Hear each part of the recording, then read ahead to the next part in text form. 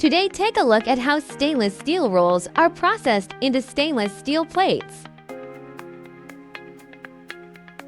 First of all, start the opening equipment. The stainless steel coil is hoisted to the unwinding machine.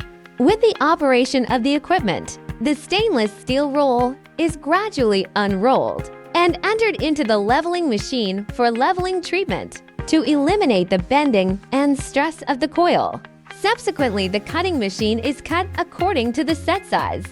An afflet sheet of stainless steel is obtained. Finally, after the quality inspection, the qualified stainless steel plate can be packaged and shipped.